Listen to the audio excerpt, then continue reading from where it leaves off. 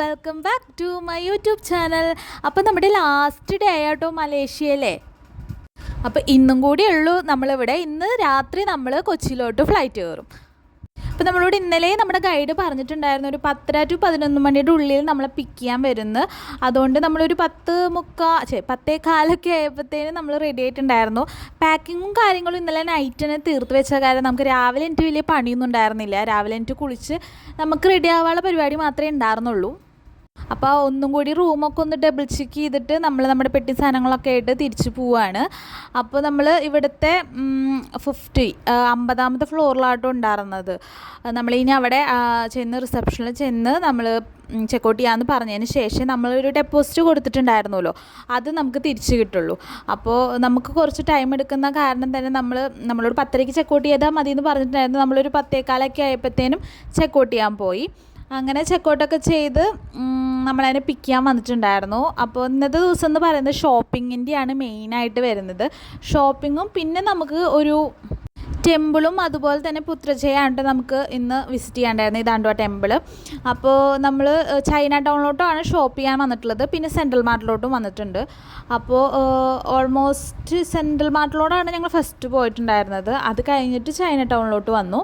ഇവിടെയെന്ന് വെച്ച് കഴിഞ്ഞാൽ എങ്ങനെയാണെന്ന് വെച്ചാൽ ബാഗുകൾ അതുപോലെ എല്ലാ ഐറ്റംസും ഉണ്ട്. ബാഗുകളാണ് ഇവിടെ കൂടുതലുള്ളത്. അതായത് നമ്മളുടെ ബ്രാൻഡഡ് ആയിട്ടുള്ള ബാഗുകളില്ലേ, അതിൻ്റെ കോപ്പീസാണ് ഇവിടെ ഉണ്ടാവുക. അപ്പം അത് നമുക്ക് കുറച്ച് വില കുറവിനായിട്ട് കിട്ടും. നമ്മൾ ഇപ്പോൾ ചോദിക്കുമ്പോൾ തന്നെ ഒരു 150 ഒക്കെയാണ് പറയുക. പിന്നെ ബാർഗെയിൻ ചെയ്ത് വേണം മേടിക്കാനായിട്ട്. ബാർഗെയിൻ ചെയ്യാൻ സ്കില്ലുള്ളവർക്ക് ആ ഒരു സ്ഥലത്ത് പോയി അത്യാവശ്യം കുറേ ഷോപ്പ് ചെയ്യാൻ പറ്റും കേട്ടോ. പിന്നെ നമ്മൾ ഉച്ചയ്ക്ക് അവിടെ നിന്ന് തന്നെ ഒരു സ്പോട്ടിലായിരുന്നു നമുക്ക് ഫുഡും കാര്യങ്ങളൊക്കെ അറേഞ്ച് ചെയ്തിട്ടുണ്ടായിരുന്നത്. ഇപ്രാവശ്യം ഞാൻ ഫുഡിൻ്റെ കാര്യങ്ങൾ എടുക്കാനായിട്ട് മറന്നുപോയി. അത്രയും ഭയങ്കര തിരക്കായിരുന്നു. നമ്മൾ ചൈന ടൗണിലേക്ക് പോകുക, അതുപോലെ സെൻട്രൽ മാർട്ടിൽ പോയിട്ട് പർച്ചേസ് ചെയ്യുക, അങ്ങനെ കുറച്ച് തിരക്കായിരുന്നു. അപ്പോൾ ഫുഡിൻ്റെ സെക്ഷൻ ഇപ്രാവശ്യം റെക്കോർഡ് ചെയ്യാൻ മറന്നുപോയി. അവിടെ നിന്ന് നേരെ നമ്മൾ പോയത് പുത്രജയ്ക്കാണ്. അവിടെ പോയി കഴിഞ്ഞ് ഇതുപോലത്തെ കോസ്റ്റ്യൂം ഇടണം. അത് എങ്ങനെയാണെന്ന് വെച്ചാൽ ഇപ്പോൾ സ്ത്രീകൾക്ക് മുടി കാണിക്കാൻ പാടില്ല. അതുപോലെ തന്നെ ഹാൻഡ് ഫുള്ള് കവർ ചെയ്തിട്ടുണ്ടാവണം. മുട്ടിന് താഴെ ഫുള്ള് കവർ ചെയ്തിട്ടുണ്ടായിരിക്കണം. അപ്പോൾ ഇതെല്ലാം ചെയ്യാതെയാണ് വരുന്നതെങ്കിൽ നമ്മൾ ഇതുപോലത്തെ കോസ്റ്റ്യൂം അവിടെ നിന്ന് മേടിച്ച് ഇടണം. അതായത് തലയൊക്കെ കവർ ചെയ്തിട്ടുള്ള ഒരു ഡ്രസ്സ്. ഇപ്പോൾ ആൺപിള്ളേരാണെങ്കിൽ, അതായത് ബോയ്സ് ആണെങ്കിൽ, മെന്നാണെങ്കിലും അവർ ഷോർട്ട്സാണ് ഇട്ടിരിക്കുന്നതെന്ന് വെച്ചാൽ അവരും ഈ സംഭവം ഇടേണ്ടി വരും കേട്ടോ.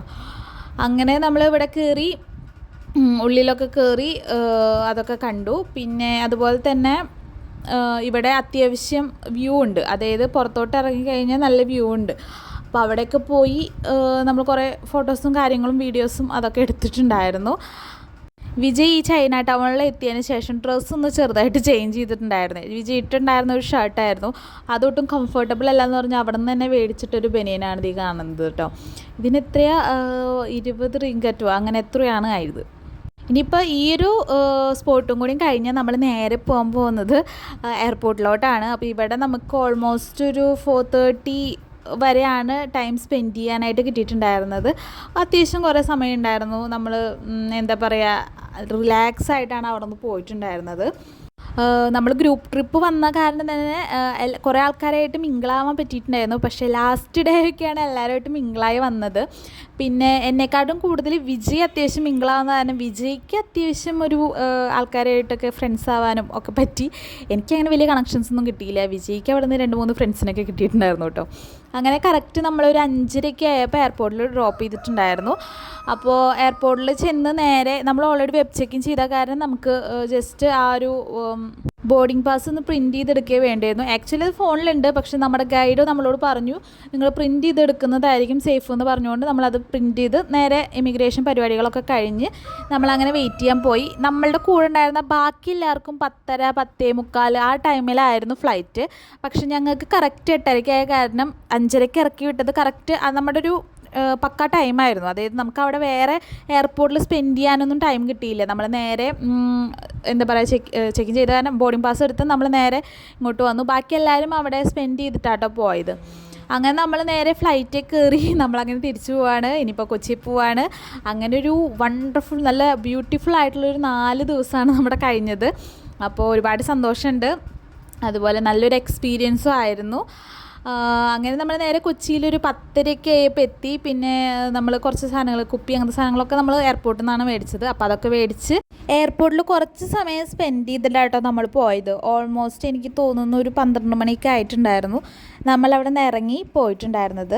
പിന്നെ ഊബർ വിളിച്ചിട്ടാണ് പോയത്. ഒരു 2 മണി 2:30 ആയപ്പോഴത്തേനും എത്തി തോന്നുന്നു വീട്ടിൽ.